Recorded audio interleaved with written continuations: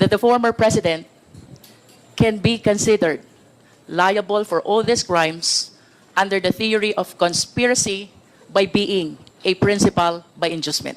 Alright, yan. Part 2. Kaya kailanganin natin ng tulong ni Atty. Libayan para i-explain ng mas maigi yung intricacies and the beauty of law. This is Pinoy Extreme. Let's do this! This is Pinoy Extreme. Okay, so doon pa lang mga kabatas natin, medyo mali na. Hindi rin ako approve doon. Well, syempre magalit na kayo, DDS na naman ako. Ito yung mahirap when it comes to talking about issues. Pag yung stance mo, pabor doon sa kabila, they will immediately brand you some colors, they're going to call you names, ad hominem kagad. Now, the beauty of arguing is that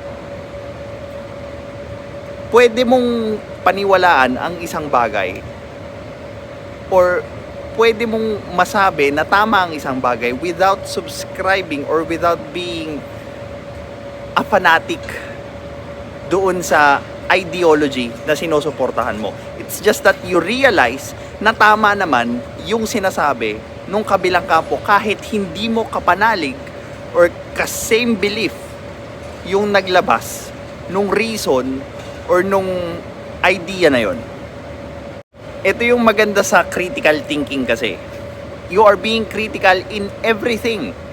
Diba? Kesyo you are subscribing to that belief, kesyo you are not subscribing to that belief, you will still be critical about it because you are after the truth.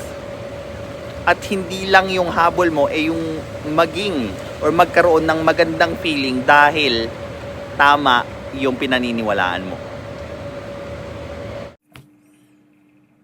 You can also accept responsibility sa isang crime na hindi mo actually kinomit. It's just as simple as admitting it that you accept responsibility over it.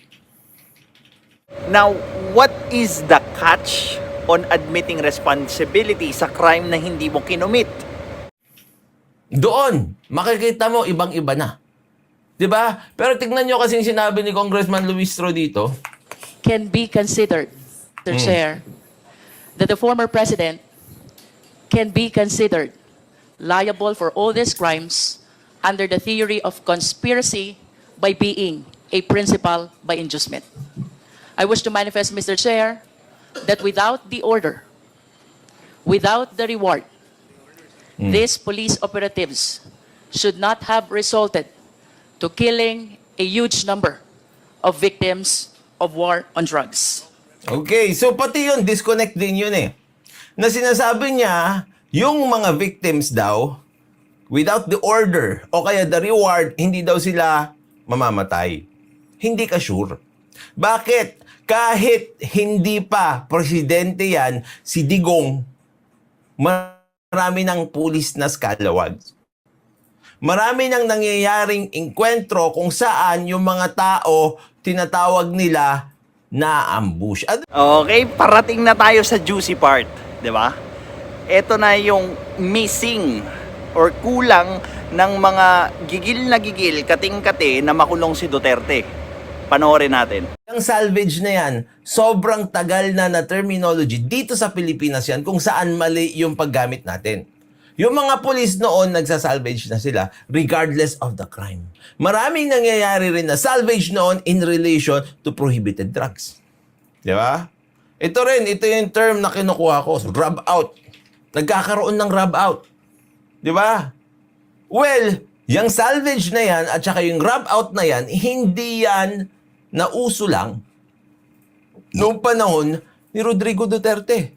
So, ibig sabihin, mga kabatas natin, hindi mo may ko-connect yung reward system at saka yung sinabi niya as sweepingly the very reason why there is a salvage or a rub out. Diba? That is actually a hasty generalization. That's one of the logical fallacies na madalas ginagamit ng Pilipino. And hindi nila alam na they are committing hasty generalization because hindi sila aware na that kind of logical fallacy exists. And thank you for Attorney Libayad for explaining beautifully kung paano gumagana ang hasty generalization dito sa kaso ni Rodrigo Duterte. Pero, ibig sabihin ba, automatic? Wala nang pananagutan si Digong. Pwede pa rin siya magkaroon ng pananagutan. Oh, eto na yung chance nyo guys para makuha nyo yung reward na makita siyang makulong. Eto na yung chance nyo na mabigyan ng hustisya yung mga sinasabi nyong EJK victims. Eto na yung chance nyo na maging superhero doon sa partido nyo. Eto na yung chance nyo para magawa nyo yung sa tingin nyo tama. Ano yung kulang? Bakit? As long as you can produce evidence. Kaya nga mga kabatas natin, we maintain our position here for a very long time already that you still need evidence aside from the fact na meron sweeping admissions na kasalanan ko yan, na I'll take full responsibility, legal or illegal, sa lahat ng debts. Bang! 'Di ba? Yan yung hindi nyo ma-produce. Puro kayo, inamin ni Duterte na nagpapatay siya. Inamin ni Duterte yung ganyan. But you cannot even produce a single evidence that would stand in court. Ganun lang kasimple yun. 'Di ba? Puro kayo bravado dyan. Puro kayo hearing. Pero you cannot even produce a single evidence that would stand in court. Yun lang naman yung kailangan nyo. Yun lang yung natitirang missing sa puzzle nyo para maipakulong nyo yan. Pero anong ginagawa nyo? Wala. Sigaw, rally sa kalsada, demandang kung ano-ano. Instead na mag-produce kayo ng evidence. Basic. Napaka-basic lang, hindi nyo pa magawa. Tapos pag may kumontra sa inyo, sabihin nyo bobo, tanga, inutil, DDS at kung ano-ano pang shit. Come on. Grow up. Earn your place sa lamesa ng matatanda.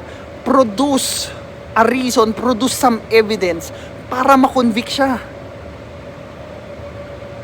This is Pinoy Extreme. Have a good day.